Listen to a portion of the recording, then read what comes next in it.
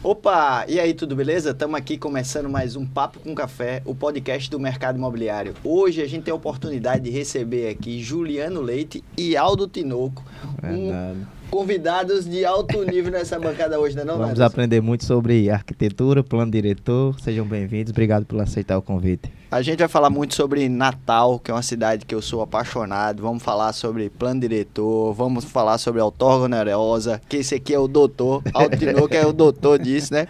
E vamos falar um pouquinho sobre viver em Natal, morar em Natal, né? Os novos conceitos, essa nova modalidade que a gente está vivendo aí, esse novo mundo, esse novo mercado, né? Que a gente intitulou até, temos uma palestra sobre isso, chamado Novo Mercado, e a gente traz muita coisa. Então, começando aí, vou pedir para que o Dr. Juliano Leite se apresente aí para essa galera que está assistindo a gente, né? Quem é Juliano Leite? Não conta tudo, hein? Porque a gente tem um tempo todo aqui para falar disso. Já, pessoal, antes de tudo quero agradecer o convite, agradecer aqui estar nessa mesa maravilhosa aqui com o Aldo, é um prazer, uma honra muito grande estarmos aqui juntamente com vocês. Bom, quem sou eu? Né? Eu sou arquiteto, já há 30 anos no mercado. Desses 30 anos, 20 com a docência também, então a gente sempre buscou trazer conhecimento acadêmico conciliado com a prática. Isso nos permitiu desenvolver vários projetos ao longo desses anos e é isso, a gente veio aqui bater um papo sobre esse o momento atual do Natal, o que passamos, o que está de bom agora, o que vem por aí. Coisa isso boa. Aí, é uma honra estar aqui. Show de bola. Aldo, além de tudo, é um amigo, eu tenho muito, me sinto muito honrado de ter sua amizade. E assim, já lhe disse, e vou dizer mais uma vez aqui, que para mim foi um dos grandes prefeitos que essa cidade já teve, porque foi o cara que eu vi se preocupar em fazer uma obra que ninguém vê, né? Que foi o saneamento da Ribeira e várias outras áreas da cidade que ele desenvolveu nessa linha. Aldo, se apresenta um pouquinho aí pra gente, muito grato de ter você aqui com a gente, amigo. Eu quero inicialmente agradecer o convite, um prazer estar com o Juliano, para mim vai ser sempre uma experiência de aprendizagem, sempre quando escuto ele é sempre um aprendizado, sempre uma oportunidade de aumentar o conhecimento. Verdade. E tem um rapaz da Universidade de Harvard que ele diz, você em contato com pessoas inteligentes, você fica mais inteligente. Então, para mim, é uma gratidão, tá certo? Uma gratidão que são raras essas oportunidades que a gente tem. Eu sou formado pela USP, em Engenharia Civil, fiz pós-graduação lá e trabalhei com urbanismo em escritório piloto lá em São Paulo. E depois vim para Natal, na Caerne, trabalhei com saneamento e fui diretor-presidente do Iplanat, a oportunidade que tive de elaborar o plano diretor em 94. 94 era antes de 94, ainda era no governo Vilma. A gente fazia reuniões com a cidade, 2, 3 reuniões por semana, e eu tive a oportunidade de ter o diagnóstico, o retrato, a radiografia da cidade de Natal. E terminou em 94, à frente da prefeitura, a gente conseguiu aprovar o plano que tinha os instrumentos, disseram em 94, que vieram a compor o estatuto. Mérito meu, não. Mérito das pessoas que a gente chamou para dar consultoria no plano diretor. Então, instrumentos como ortogonerosa, transferência do direito de construir, operação urbana consorciada, consórcio imobiliário e por aí vai, etc, etc, constava já no nosso plano que vieram a compor a lei maior, que é o Estatuto da Cidade, a Lei 10.257. A gente tem a oportunidade aqui de poder tecer alguns comentários. Então, a questão do casamento, do saneamento, com o urbanismo, ela se deu exatamente por eu ser um sanitarista e estar envolvido com urbanismo já à frente do plano diretor de Natal de 94. A partir daí o envolvimento com planos diretores foi intenso na região metropolitana, nessa filosofia da integração metropolitana, no plano a Lei 082 com Carlos Eduardo e agora recente com Álvaro Dias, a nossa Lei de 208, né, de março aí desse ano. Cara, tem muita coisa que tem muito conteúdo nessa mesa aqui, né? Vai aprender aqui sobre. Todos nós, né? Quem tá assistindo aí. Nantes, diga aí suas considerações aí, receba aí nossos... Meu amigo, eu cada vez mais tenho buscado conhecer melhor a questão do plano diretor e tenho aprendido muito com o Juliano também sobre essas novas demandas que o mercado pede.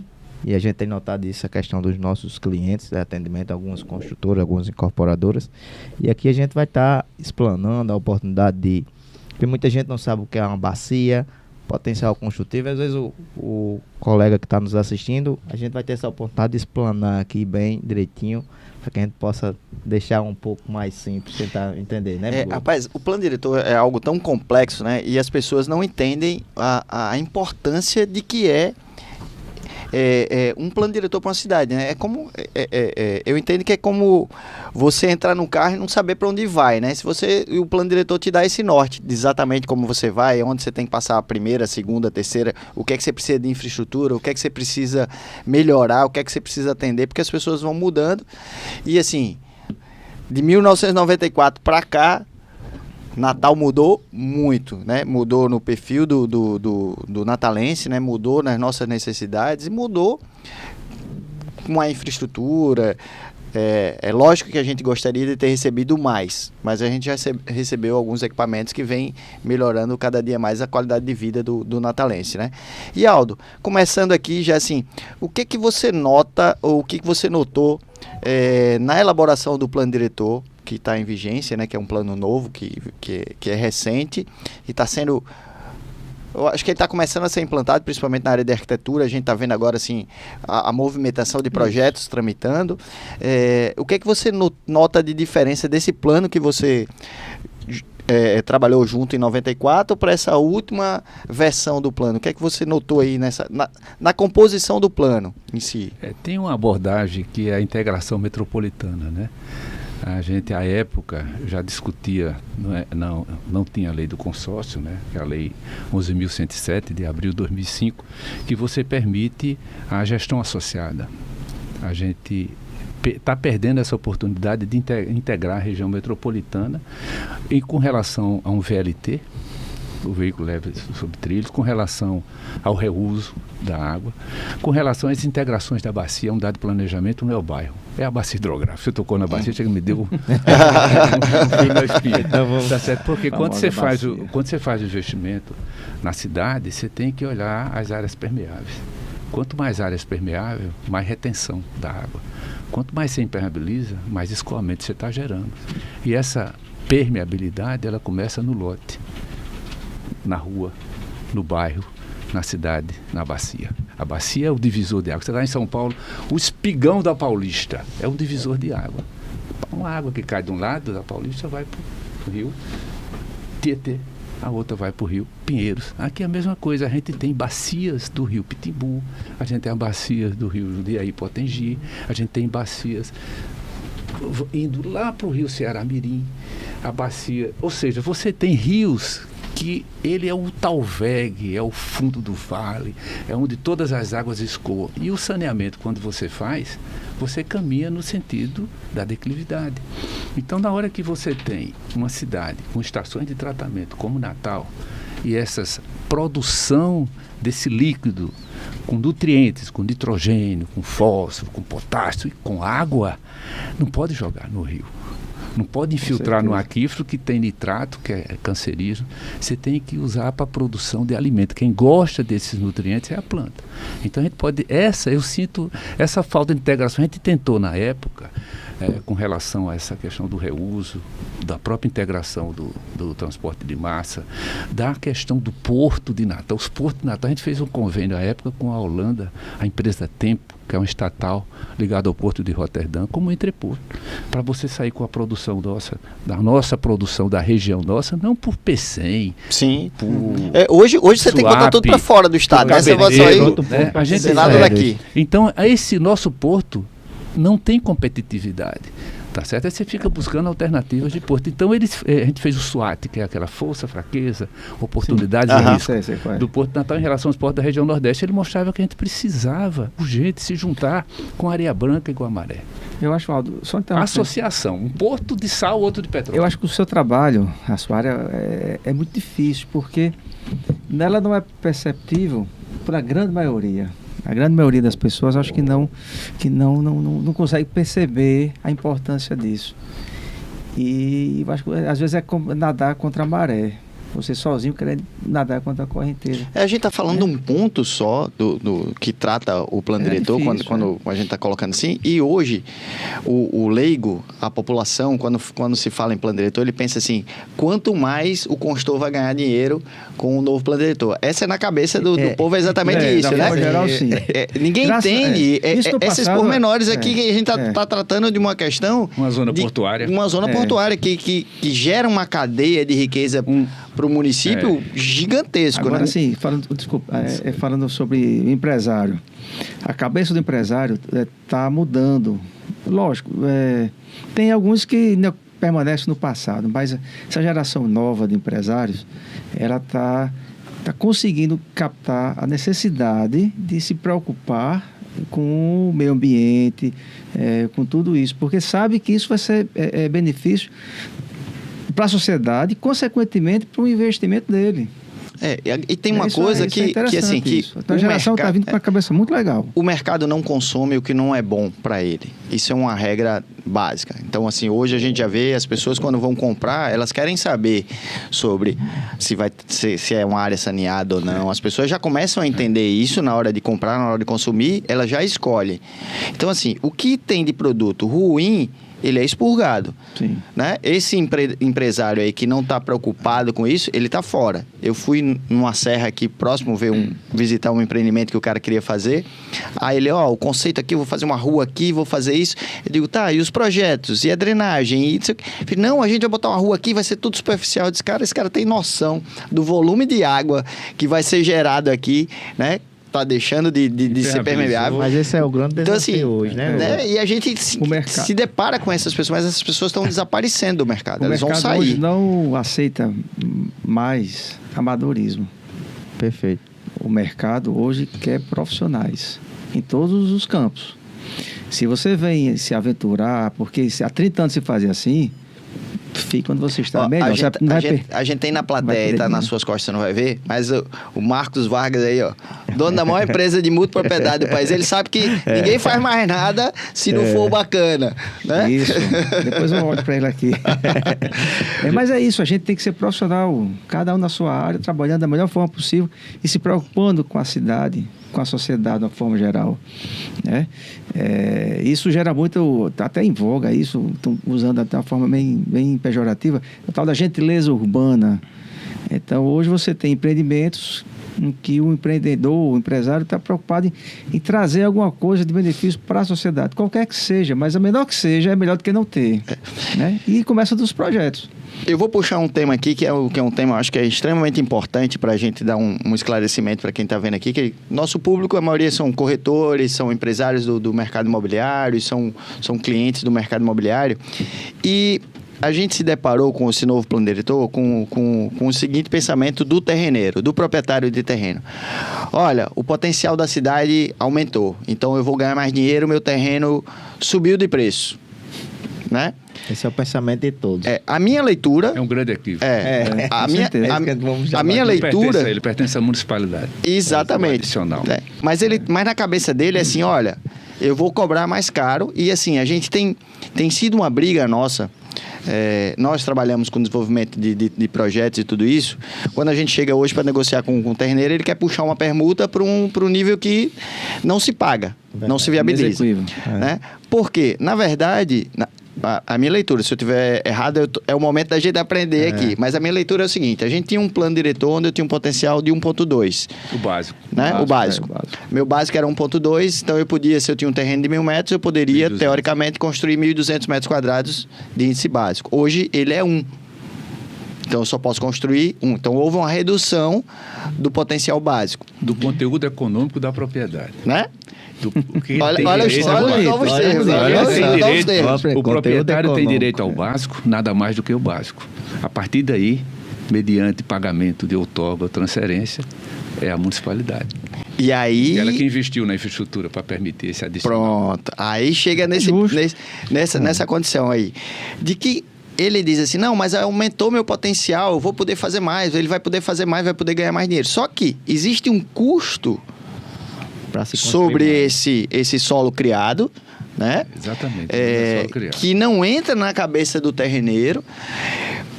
E eu tenho deparado, Aldo, me deparado com alguns arquitetos, não é o caso do Juliano, assim, mas a gente tem se deparado com alguns arquitetos que não estão conseguindo fazer a conta de mostrar a viabilidade. A gente sentiu no início mais, agora um pouco menos, mas a gente sentiu muita dificuldade do pessoal tentar entender essa matemática maluca da outorga, né? De uma maneira, assim, simples. Eu sei que é muito difícil, mas, assim, de uma maneira mais simplória. Como é que a gente conseguiria explicar um pouco dessa questão da outorga? Bom, primeiro, para existir outorga, tem que ter capacidade de suporte da infraestrutura. Sim. Tem que ter infraestrutura de saneamento, de energia, do viário. Por isso que a gente tem esses potenciais diferenciais. Que é só o básico e podem chegar até 5, né? Quando você colocou muito bem solo criado, se eu tenho um coeficiente de 1 e ele passou a ser 2, eu estou recebendo um terreno a mais. Essa filosofia vem da própria do Código Civil, do direito de plantar. Você planta em quanto do seu terreno? Planta em 1. Você não vai plantar no subsolo nem no espaço. Você plantou no terreno. Por isso que a filosofia do coeficiente básico ser 1 é o básico perfeito. Então, quando você põe um adicional de aplicabilidade, o plano atual, diferente da Lei 082 lá e do nosso de 94, ele fixou 3 níveis de padrão do investimento do arquiteto, né? Está numa área nobre, você vai pagar 8,5% do CUB. O que é o CUB? Custo unitário básico da construção civil. Se é médio, vai pagar 7,5%. Se é um padrão menor, vai pagar 6,5%. É o valor fixado da outorga. 8,5% é o mais alto. 8,5% é o mais alto. 7,5%, travertino, banheiro de hidromassagem, sauna, uma aquele coisa padrão classe A. Você pode construir mais, vai pagar por isso a mais. Aí sabe qual é a deformação? O que é que o CUB tem a ver com a localização do terreno? Se eu estou na beira-mar e vou fazer uma mesma parte, você fez um projeto, eu tenho um terreno à beira-mar, você fez um projeto na mesma qualidade, por exemplo, que Guga, que tenha 10 quadras do meu, mesmo padrão. Qual é o terreno que vale mais? É o que está à beira-mar. Que está à beira-mar, sem quanto dúvida. É que você paga de outorga? A mesma coisa. Porque é baseado no CUB. Não entrou o critério da localização. Isso é uma deficiência, né? E como poderia ser ajustando com o tempo. Como poderia ser ajustado justamente essa questão no modo... Não, na realidade o CUB é o CUB. Custo unitário base da construção, você vai uma pagar a referência mesma que coisa. tem na Não, mas a lei. pergunta seria assim, eu poderia ajustar, por exemplo, se eu vendo no beira-mar R$3.000 o metro quadrado e a 10 quadras, colocando o mesmo padrão, vou vender a 1.000. Ele está pagando mais, né? Está pagando quem mais. Tá lá, Nesse caso, logicamente, o empreendedor que está à beira-mar está em vantagem, lógico. Vai pagar a mesma coisa do que está 10 para... Não, né? Certo, mas assim, mas aí há um desequilíbrio, né? Porque assim, o que está pagando lá 1.000, né? Ele não vai conseguir vender no preço que o cara está vendendo na beira-mar. E o seu custo vai ser proporcional. Aí tem que ter equilíbrio projeto e a parte financeira. Mas eu acho que é nesse ponto aí que ela está colocando que usar o CUB não é o mais justo. Não foi correto, né? Do ponto de vista. Não é o mais justo, porque assim, eu vou vender a 8 lá embaixo, na beira-mar, e vou vender a 6 lá atrás. Só que meu custo foi baseado no CUB. Como eu tô usando, ele usou o exemplo de eu usar o mesmo padrão de acabamento. Então, meu custo de obra vai ser o mesmo. Então, vou acabar tendo um custo mais alto, minha rentabilidade é menor, pode inviabilizar meu negócio. Pode. Aí que tem a sensibilidade do projetista, do empresário, de não querer competir com o beira-mar. Ele tem que baixar a qualidade, assim, o padrão, para baixar a outorga, para tentar equilibrar financeiramente a viabilidade financeira do negócio. Agora, veja só, na questão da outorga, o que tem de adicional de edificabilidade, 20% é transferência, 80% é outorga. Por exemplo, eu estou num terreno que tem coeficiente 2, esse 2, suponho que é um terreno de 1.000 metros quadrados, eu vou fazer mais 1.000, eu vou fazer 2.000, porque o coeficiente máximo é 2, só que esses 1.000, 200 metros quadrados tem que ser mediante outorga. 200 metros quadrados mediante transferência. 800 mediante outorga. A outorga é nesse padrão. Aí só para fechar, eu estou com um potencial construtivo lá em Capim Macio, atrás do Extra, que vale R$4.000 o metro quadrado, do valor venal. Eu vou para uma área, Getúlio Vargas, que vale 8.000. Areia preta. Vale o dobro. Aquele quantidade de metros quadrados, como eu fui para uma área que vale o dobro, ele recolhe a metade. Então está considerado aí na transferência o valor venal. Mas teve, em 17 de maio de 2023, uma lei que regulamentou a transferência... 2022. Em 17 de maio de 2022, a lei 212, que regulamentou a transferência. E simplesmente ela disse, quando ela ultrapassa o valor da outorga, se equipara ao valor da outorga. Foi uma justiça que foi corrigida, porque você tinha essa deficiência. Qual é o discurso disso? É o valor venal que está entrando, tá certo? Que não é considerado na outorga. Então, se ela ultrapassar o valor da outorga, você equipara os valores do metro quadrado. Certo, mas aí... Estou dizendo, isso é uma proteção assim, de quem tem potencial construtivo. Só para dar um exemplo, Lagoa atrás do Extra.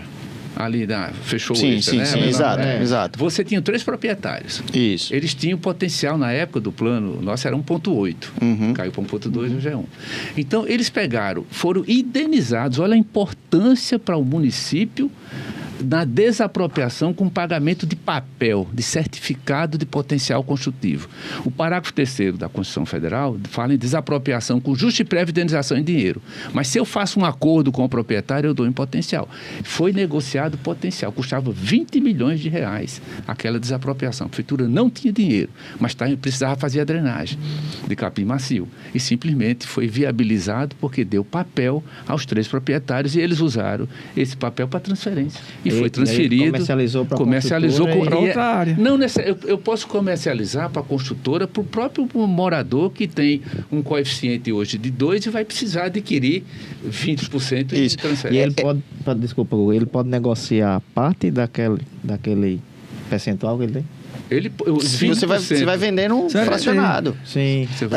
O proprietário, ele desmembra. Pode vender a origem, umbilicalmente falando, né, a mãe do potencial é a matrícula do imóvel que gerou esse potencial. Entendi. Então, isso só vem confirmar o que eu falei aqui. O mercado hoje, cada vez mais, para profissionais. Tem que fazer conta. Essa matemática dessa informação hoje tem que fazer. Agora sim. Pode perder um bom negócio. Isso pode gerar bons negócios. Você também, por falta de conhecimento, você pode perder. Me geram duas dúvidas aqui. Primeiro, eu acho que eu não consegui perceber para deixar claro nessa questão da diferença do preço, certo? Do valor venal. E uma outra coisa é que nós temos hoje na cidade, porque assim, o potencial, para que eu possa usar o maior potencial da área, né, para que eu possa usar a capacidade máxima da bacia e tudo, eu preciso pagar ao município 80% dessa outorga. Por exemplo, se minha outorga é 2,5, então sobre 1,5, 80% eu vou pagar ao município e 20% eu vou ao mercado, né? Vou buscar de quem tem potencial construtivo. Obrigatoriamente nessa proporção, 80-20, né? A gente tem potencial construtivo que atende essa demanda. Se eu fosse construir hoje nas áreas... Tem demais, né? Então, assim, um ponto já está resolvido. Então, assim, a gente tem tem capacidade de atender aí a demanda das construtoras em compra de outorga, né? Desses 20%. Compra de potencial, desculpa. Outorga você paga ao município e potencial Você negocia livremente. Aí, não tem aquele valor dos 7,5 do cubo, 6,5. Pronto, aí... Quem vai determinar esse preço? Como é que está pensado isso? Potencial, com relação é livre. Mercado. Você chega e diz, Aldo, eu tenho potencial. Você diz, Aldo, eu quero comprar seu potencial. Vou lhe dar 10% de permuta. Eu disse, cara, você está louco? Eu quero 15. Não, 15 não é louco. Vamos fechar em 12? Fechou em 12. Tem nada a ver com o valor da outorga, que é fixo. Você tem que pagar diretamente ao município. Vai para o fundo do município. Você negociou, você pode negociar imóveis, você pode dar apartamento, pode dar também terreno, pode dar uma parte em dinheiro. É bem mais flexível do que o pagamento da outorga. Perfeito. Mas só está limitado a 20. Porque a outorga você paga antes de você construir. Não, está parcelado. Hoje você permite. Hoje está parcelado. A lei permitiu esse... Então, atenção, senhores construtores. Na Penates nós temos potencial construtivo à disposição de vocês para os seus novos projetos. E a prefeitura, ela tem que disponibilizar no site da Semburb quem tem potencial. Que interessante. Ou seja, um banco de potencial, né? De 2022. A informação esse é um banco de potencial. Banco de potencial. Essa lei 212 Olha aí. de 2022, 17 de maio, ela fala isso. Pô, isso é bacana. Juliano, como é que você tá vendo isso aí nos projetos que estão chegando na sua bancada aí para você produzir? O que é que você tá vendo essa demanda aí? Como é que você tá, o que é que você tá sentindo aí das consultoras? Não, eu estou sentindo um reaquecimento, né? O momento está muito bom, no sentido de a gente vinha de um período meio estagnado, né? Até o ano passado estava muito parado. Natal estava devagar, digamos assim. Tanto é que não permitimos, mas a gente começou a observar cidades vizinhas aqui ao nosso estado, né, outras capitais, alavancando muito Natal parado. Eu acho que a gente pode usar a palavra permitiu. A gente permitiu que João Pessoa disparasse na frente. Deixou que os paraibanos não escutem. Mas a gente permitiu, até porque, assim, se você comparar 2005, se você analisar 2005, que foi o auge dos estrangeiros aqui em Natal estava muito na frente até em valores de mercado de João Pessoa. E hoje é o inverso. Quer dizer, até o momento é o inverso. E Natal ficou parado um tempo e... imóvel em Natal é muito barato. Você não acha que essa questão foi devido? Um dos fatores foi o plano diretor não ter se atualizado como a gente precisava? Foram vários fatores. Um deles, eu considero que o plano diretor meio que engessou. Houve outros fatores, tivemos outros fatores, crise da construção, mas a crise que teve aqui foi teve em São Paulo, que teve lá também. Aqui no estado, depois eu volto para o plano, aqui no estado só teve uma cidade, um município, na verdade, que eu acho que ali é outro país, não teve crise, que foi Pipa. Ali é outro país. É verdade. Tirando isso, o resto aqui sentiu. Bom, então agora com o novo plano diretor, acho que veio a expectativa, né, que já está deixando essa expectativa para ser realidade, de um novo momento. Então, o Natal agora tem tudo para voltar a crescer e tem muita margem para isso. O que eu achei legal do plano, agora, é o seguinte, que ele meio que está espalhando a cidade, está permitindo que novos bairros... que outros bairros recebam esse desenvolvimento, recebam esses investimentos, né? Obviamente que os bairros tradicionais continuam sendo os Tirol, Petrópolis, os queridinhos, né, dos investidores e construtores, Petrópolis e Tirol. Mas agora não, agora nós temos outras oportunidades em outros bairros. Isso é muito bom, né? Isso é uma grande vantagem e estamos sentindo isso na pele. Eu acho que também tem uma importância, quando a gente faz uma crítica assim ao plano, um desconhecimento de algumas ferramentas que estão à disponibilidade do poder público. Eu vou tocar em duas aqui muito rapidamente, que a primeira dela é o direito de superfície. Imagina que eu tenho um terreno, Juliano tem um terreno em frente ao meu, e você é um investidor. Sim. Você quer fazer um shopping, só que o terreno dele vai ser o estacionamento. O meu terreno vai ser as lojas. Imagina o Midway, separado por uma rua. Sim. O direito de superfície, que está previsto no Código Civil, está contemplado no Estatuto, permite eu interligar o espaço aéreo. Imagina eu fazendo interligação. Isso que não conseguia, eu interligar o subsolo, porque a área... Não era possível, né? Não, eu lembro do Natal Shopping ali, com aquela área da esquina ali que não... Mas já tinha esse direito no antigo? Mas não se permitia, pelo menos assim, eu lembro que não... Em 2001, isso permite. Só pegando esse gancho de áudio aqui, eu acabei de fazer um estudo de viabilidade. Olha aí. Em que a gente utilizou esse espaço aéreo. Isso é fantástico. Essa ligação. Eu interligo pelo subsolo. Brasília, né? Não tem os anexos do Ministério. Isso. Eu interligo pelo espaço aéreo. Pertence à municipalidade, aí tem a figura do solário, ou cano superficiário, que é a contraprestação. Eu vou pagar a contraprestação. Por exemplo, vou tocar com uma coisa aqui, tem muito na Espanha, tem lagoas aqui, tem lagoas. Eu posso construir um hotel de trânsito em cima da lagoa. Você está louco? Eu vou pagar uma contraprestação ao poder público, por exemplo, manter a lagoa. E eu faço a edificação em cima da lagoa. Mas eu posso fazer um estacionamento embaixo de uma praça? Posso fazer um estacionamento usando o direito de superfície. Só para tocar assim nessa ferramenta. Mas isso, Aldo... Tem até um livro aí, Direito de Superfície, Instrumento de Planificação Urbana. Olha aí, grava aí. Isso é legal. Agora, eu acho assim que agora esses pontos, eu não vou chamar polêmicos, mas de pouco divulgação, de pouco conhecimento, geram discussões acirradas até nos órgãos competentes de licenciamento. Mas eu lembro ali no Natal E aí Shopping... dificulta, algumas vezes dificulta. Eu lembro ali no Natal por conta Shopping que disso. tem aquele terreno da esquina ali na frente do Carrefour, que era uma empresa de um amigo meu em São Paulo que tinha comprado ali, e ele estava numa negociação e queria fazer ali uma torre comercial. Ali tem uma lagoa de captação, Fazer em cima. né? Ele queria fazer em cima, Não atrapalha e à nada. época não foi permitido, não foi permitida a ligação porque ele queria fazer a ligação com o Natal Shopping e fazer a torre comercial. Então, assim, isso é extremamente interessante, importante. Permite utilizar o Não subsolo, sabia, a superfície e o espaço aéreo.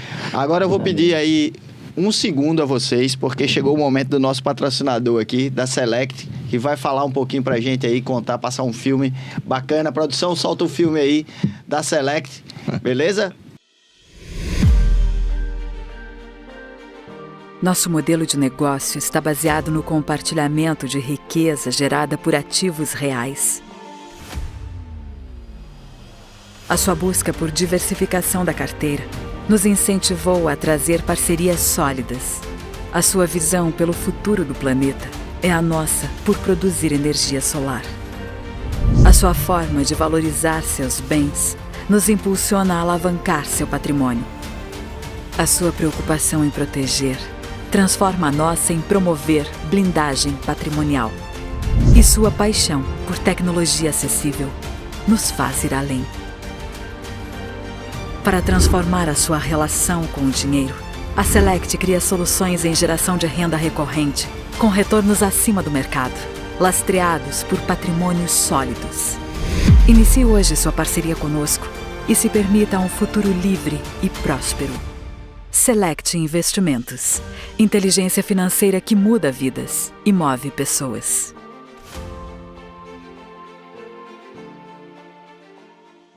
E aí, gostaram do vídeo? Então, faz um contato com a Select aí, que é patrocinadora aqui do Papo com Café, uma empresa show. Grande abraço, Miguel.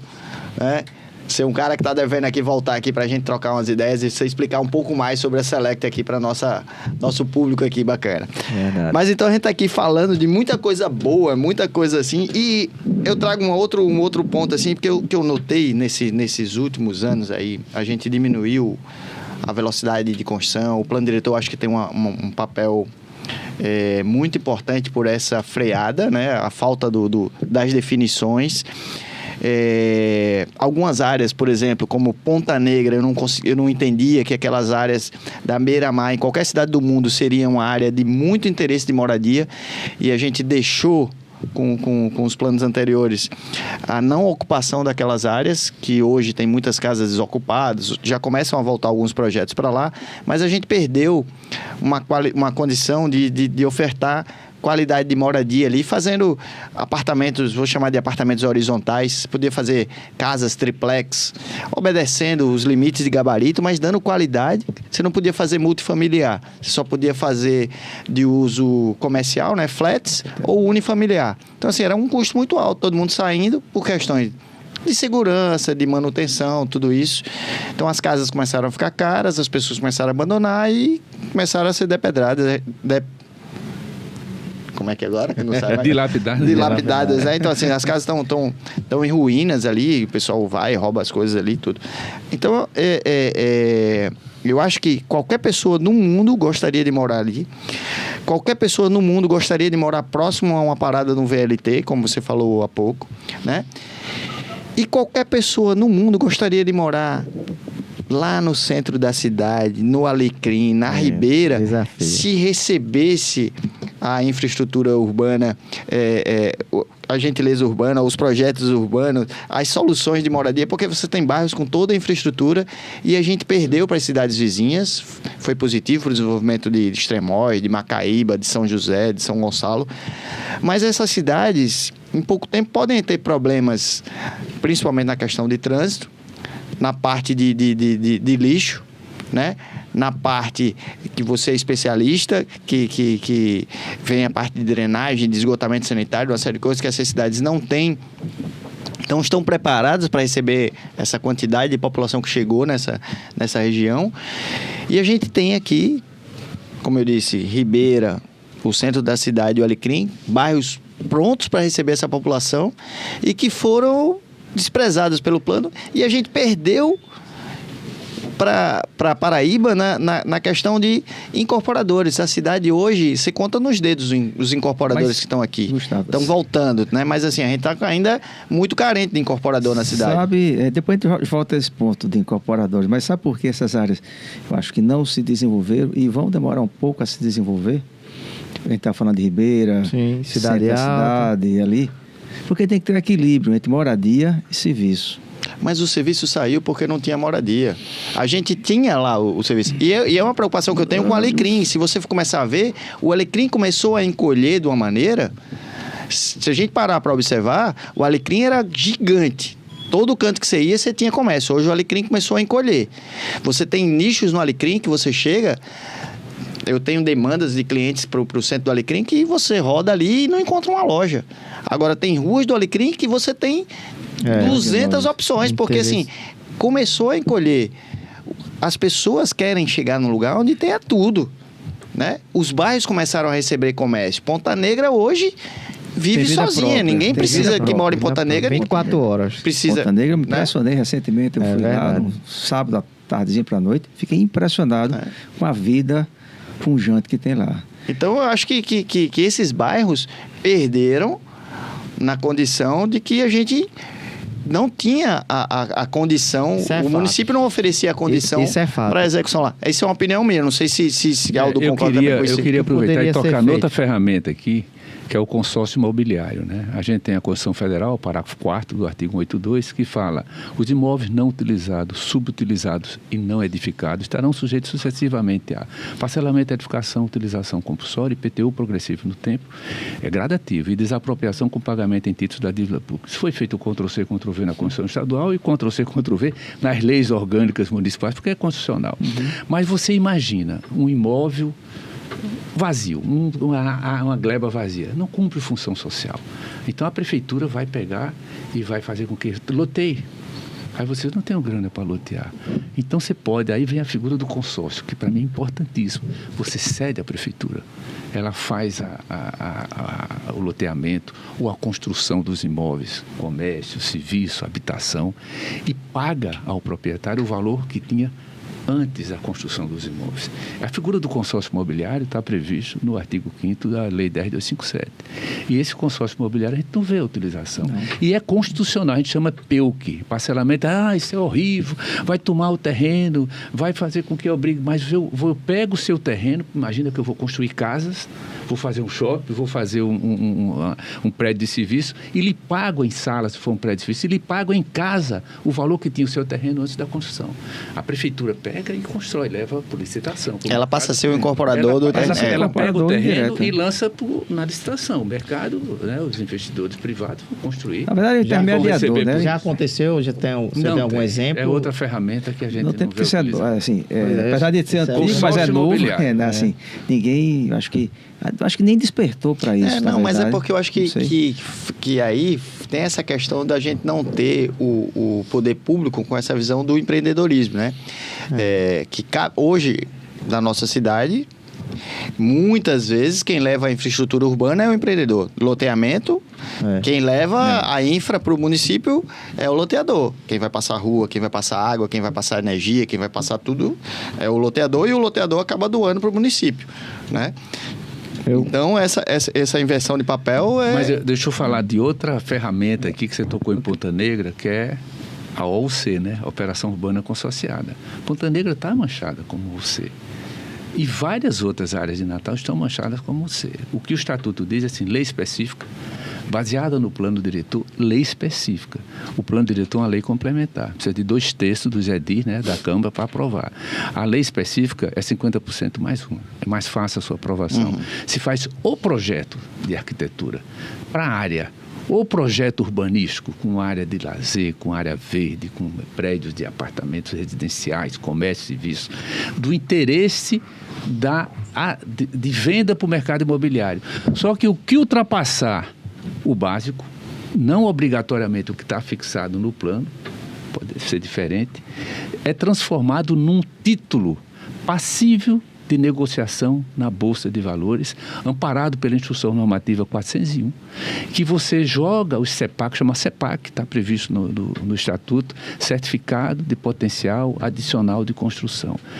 Eu sou um investidor, com todo o carinho e respeito, o Juliano é um especulador. Ele vai para a Bolsa e arremata.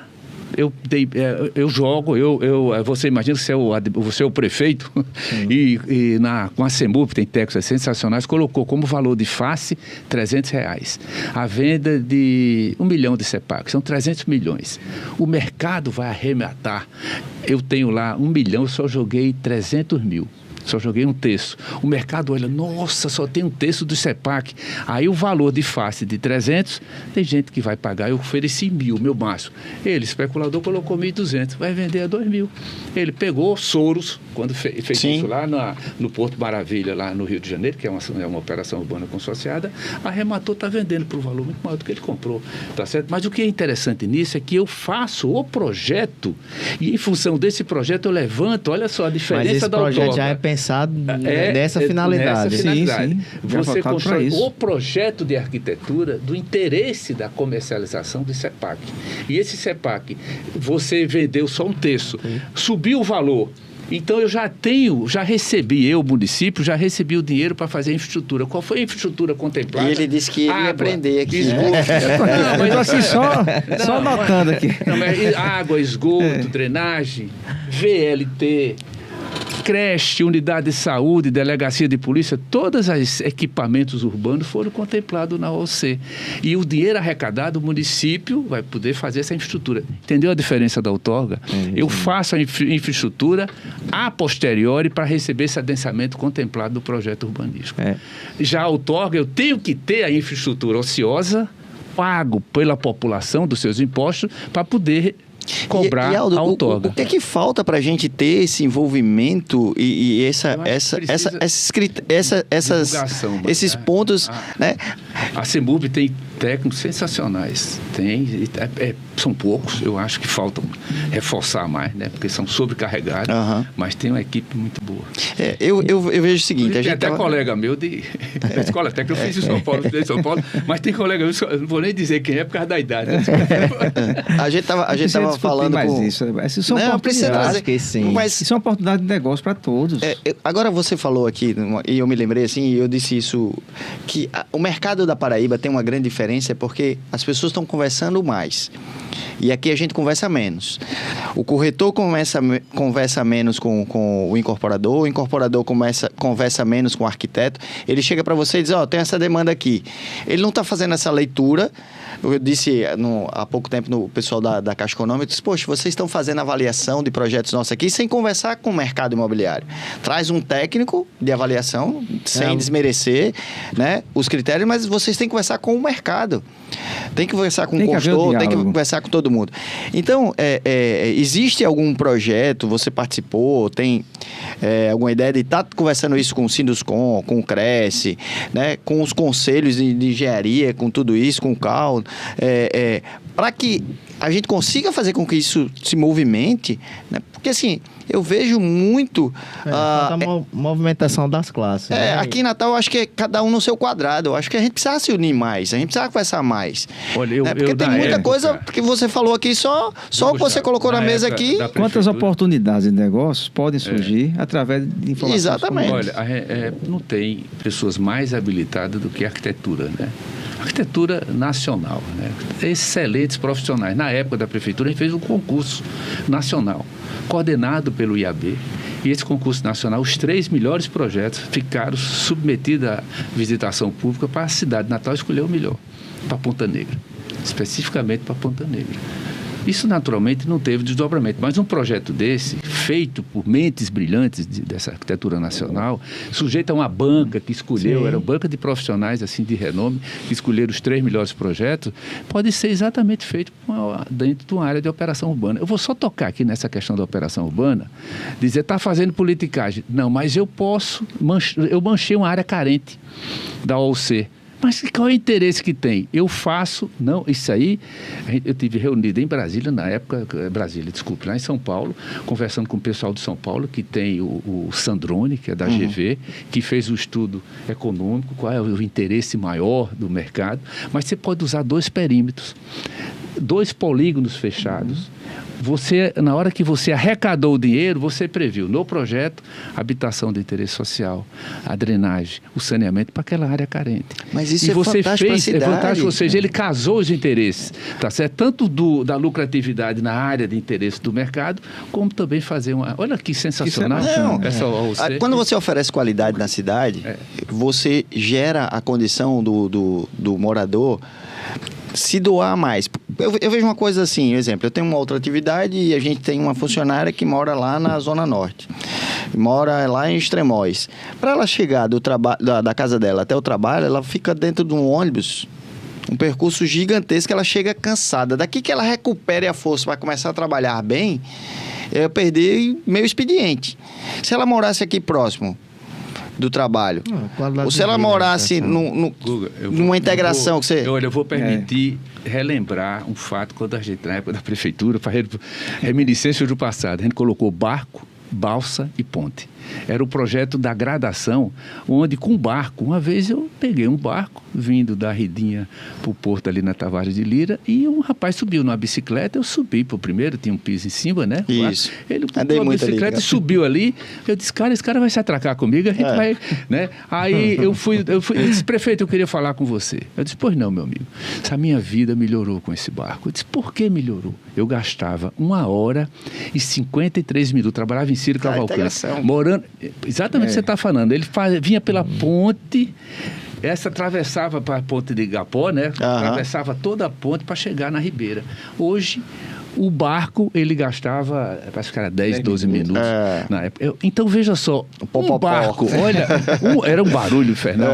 Um barco resolveu. Agora, você imagina a integração que eu falei aqui no início, metropolitana, você nos terminais de integração dos planos diretores, que tem o arco metropolitano, passando o VLT, pegando o aeroporto, indo para Macaíba, Bela Vista, entrando na divisão lá da divisa de Parnamirim com Macaíba, São Gonçalo, chegando a Extremóis, vindo até do trem que vem de Ceará-Mirim. Você imagina em cada terminal de integração eu fazer um AOC com habitação de interesse social, com habitação no mercado médio, com a área ambiental preservada, com a parte urbanística contemplada, 500 metros de distância de cada terminal, porque eu vou a pé ou de bicicleta, fazendo com que haja toda essa questão do transporte de massa, 2 veículos a cada 15 minutos, um está passando no sentido, outro do outro. Isso é fantástico. Ar-condicionado, com Wi-Fi. Todo mundo, né? Olha, cidade...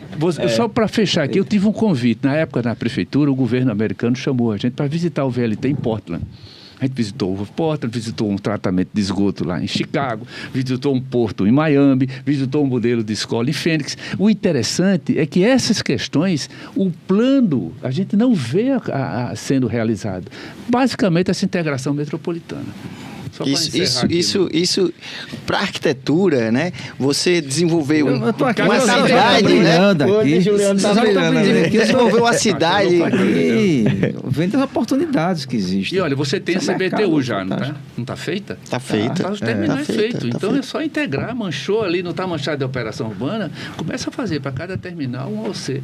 Vizinho ao terminal de integração, eu vou gastar pouco, eu vou permitir adicionais de edificabilidade, não necessariamente contemplado pelo plano. Eu acho que a gente fala pouco dessas coisas, Aldo. A gente fala pouco dessas coisas. Me lembrei aqui que Milton Simão, um grande Milton, mandou dizer um grande abraço para você, que senão eu vou esquecer. Meu guru e guia espiritual. E papai...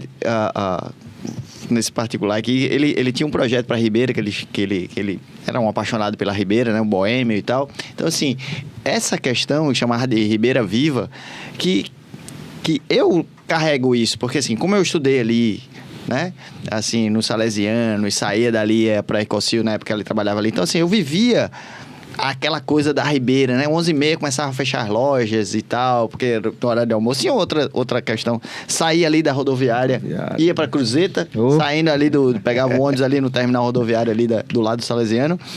Então, assim, Eu vi vida. a cidade perdendo a população para os outros municípios. Eu acho que foi importante o crescimento, não tenho dúvida de que Extremóis, todos os outros municípios da Grande Natal, é importante receber gente e crescimento, mas eu acho que a gente perdeu muito, sabe, com essa questão, e eu acho que a gente tinha esse resgate. Agora mesmo a gente foi convidado... Deixa eu só dar um exemplo aqui da Ribeira. Quando o GV, Getúlio Vargas, proibiu a exportação, começou o declínio da atividade econômica, consequentemente da Ribeira, que era a Rua Chile, era um point, né? Aquelas mulheres com chapéu, na opinião, lojas.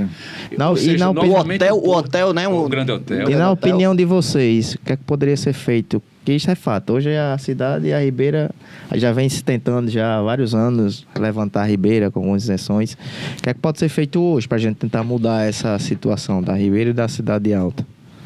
Acho que essas vocês é como... A questão que eu vou falar assim, resgate o porto, permita que transatlântico entre, né, porque tinha calado. Eu lembro na época da construção da ponte, a gente teve também qual é o maior navio que porventura vem entrar no porto de Natal, para definir o calado.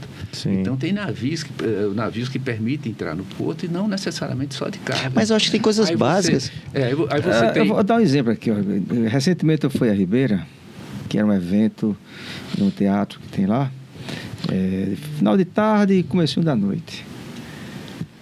Alberto Morel? Não, a Casa da Ribeira. Casa da Ribeira, que acho, na Rua Chile, eu acho que não falha a memória. Não, é uma rua antes. Rua antes, vou lembrar já o nome aqui. Mas, quando eu vi... Na Frei Miguelinho. Isso, quando eu vi que era na Casa da Ribeira, eu fiquei, puxa, será que é seguro? É a primeira sensação que a gente... Eu vou sair o quê? 7, 8 da noite. Será que eu vou sair bem, assim, tranquilo? E para o evento ocorrer, teve que fazer uma parceria. Isso foi um evento do CAU, o evento final de ano do CAU. Teve que fazer solicitar a polícia, um certo policiamento na região, e mesmo assim ainda foi contratado segurança privada. O buraco da Catita. O buraco da Catita é fantástico. Foi, mas a gente assim, eu já tive um bar lá na Ribeira, lá no Largo da Rua Chile, né? E assim... Tem história para contar, Google. A Ribeira... Cuidado, você vai dizer que... Era perto do Bar das Bandeiras? Era perto do Bar das Bandeiras, né? Que era um antigo blackout. Depois do que perdemos Paulinho e tal, ele passou por um tempo, aí eu fui pra lá com Carol Posati, que foi minha sócia lá, né? E a gente teve lá o Galpão 29, né? Ainda passei lá, vi a placa que eu que fiz. Mas aquela região ali, qualquer cidade do mundo... Não, seria um sucesso. Mas entenda o seguinte, quando eu tava dizendo aqui... Aqui dura 6 meses, um ano e... Quando o Al tava falando, eu disse, tem coisas simples, por exemplo, hoje... eu sou um apaixonado por café e pela cidade. Onde é que você pode contemplar o pôr do sol do Rio Potengi em Natal? Não, Ribeira. Não tem. Não tem. A não ser que você seja sócio do iate. Ok? Aí fizeram um terminal de passageiros, um equipamento fantástico no Largo da Rua Chile, mas não lhe dá acesso. Ali daria um café fantástico. Quanto a gente poderia estar gravando o podcast lá, né? Os meninos aqui, a técnica leva todo o equipamento para lá, de frente para o rio, né? Contemplando ali. Ali é meu sonho de consumo. Então, esse resgate começa dessas coisas. A Calígula, a melhor pizzaria da Pipa, muito tempo, tinha um equipamento lá. Quanto tempo a Calígula ficou lá? Lugar fantástico, com solário, com qualidade. Mas assim, acho que a população vai voltar. Volta. Se sentir segura. Mas essa coisa assim... É um equilíbrio. Tudo é equilíbrio. A gente tem um resgate... Aí vou dar os parabéns ao prefeito, que ele está conseguindo fazer um resgate muito bacana nas praças em Natal. Eu tenho um filho de 8 anos. Ele não quer descer no play do condomínio. Ele só quer ir para a Praça do Disco Voador, a Praça de Ponta Negra, né? Que papai, a gente foi morar em Ponta Negra em 79, papai ajudou na composição que era da associação, na construção da quadra e tal. Eu joguei bola nessa quadra, meu filho mais velho tem 32 anos, que mora em São Paulo, jogou bola ali, e Dudu hoje joga bola ali. Neto levou o filho dele. Cara, você chega lá, gente andando com cachorro, gente fazendo exercício, gente jogando bola, criança na rua, o pessoal andando de skate. É um resgate fantástico. O parque que ele fez atrás do Extra, o parque de Capim Macio, fantástico. Isso. Então, assim, A Candelária né? também está sendo feita, a gerou os revitalização lá da primeiros praça. certificados Exatamente. Então, assim, são equipamentos simples que geram a vida. Hoje, o entorno ali da Praça do Disco Voador, você procura uma casa que há 5 anos atrás você encontrava várias casas para aluguel, para venda. Hoje você não encontra uma. Por quê? Porque todo mundo quer morar lá. É como um condomínio, É verdade. entendeu? Porque toda hora tem gente Foi na essa- praça. E foi essa sensação que eu tive E lá. passa a sensação de segurança, verdade. tranquilidade. É isso que o povo quer É juntar. aquela história. Você se sente seguro, você passa a usar. Você passando a usar, você quer morar, você é um comerciante, um prestador de serviço, quer ir para aquele local. Então, e uma coisa vai gerando a outra. A gente levou um Gustavo. empreendedor que veio de Goiânia pra cá, pra conhecer lá a Foi. praça. Ele ficou lá. Ele, cara, disse, rapaz, isso aqui é sensacional. loucura, cara. É. Viu, Gustavo? Na época da prefeitura, só lembrando, assim, a gente fez um convênio com o Ministério da Cultura e fizemos um trabalho de prospecção arqueológica. Nas fachadas, a gente saía descascando as fachadas. E pra eu saber- tenho A gente chegava a restaurar a fachada original. Isso foi feito em toda a Rua Chile. Inclusive, fez uma prospecção do Largo da Rua Chile, encontrou cerâmica, isso está guardado, em um canto na prefeitura, da época dos portugueses, dos espanhóis, Caramba. uma coisa sensacional. uma coisa que eu falo pouco muito. explorado, Eu falo muito para Luciano Barros. Eu disse, Luciano, cara, como é que a arquitetura em Isso era Natal guardado no é Iplanate, na Rua esquecida, Freire cara? Galinho, Fantástico. 116 o número. Infelizmente. Como é que a nossa arquitetura, ali do lado da prefeitura, o prédio da prefeitura, o palácio é fantástico. Do lado da prefeitura, a gente tem uma casa vizinha ao Janelas do Potengi, que eu acho que foi segundo o papai, lá foi como é que chama? De aluguel, vinha as moças, moravam ali um Pensionato? pensionato. Cara, a casa é belíssima, belíssima. Aquela rua é fantástica. A gente, em qualquer lugar do mundo, você tem essa questão da cultura, da arquitetura preservada. E a gente preserva pouco Tá se isso perdendo. aqui. Eu gostaria de fazer só uma pergunta aqui. Bom, esse tema aí. Sobre os bairros que a gente acabou de falar. Petrópolis, Tirol, Areia Preta, já consolidado, e Ponta Negra, que nós falamos aqui. Na opinião dos colegas, quais os bairros a gente tem um grande vetor de crescimento com o novo plano diretor? Bom, na minha opinião, o que vai estourar, se não já está começando, é Capim Macio. Citou Sul, a Zona Sul. Capim É o Macio vetor vai de expansão. estourar. Capim Macio tem áreas grandes, e antes não podia, porque era limitado. Agora não, agora é possível fazer. E você tem terrenos grandes. E sobre a área de praia? Tem alguma praia que vocês observem que a gente tem como fazer algo diferente com essa robustagem de modernidade de usar o misto com que o Olha, o mercado hoje pede? Bom, vamos lá. O que a mudança que está proposta no plano diretor para ali a Praia do Praia do Meio, principalmente aquela região do Praia do Meio, eu acho muito positiva. Eu acho que pode alavancar. Porém, Uma coisa que a gente vai sentir ainda. o poder público tem que ajudar também para poder alavancar. Tem que trabalhar junto. Ali, um empreendedor sozinho, somente um edifício isolado, sem pensar no conjunto, Não anda. não anda, não vai. Eu estou lembrando aqui o plano diretor aprovou. A fachada ativa, né? Não, em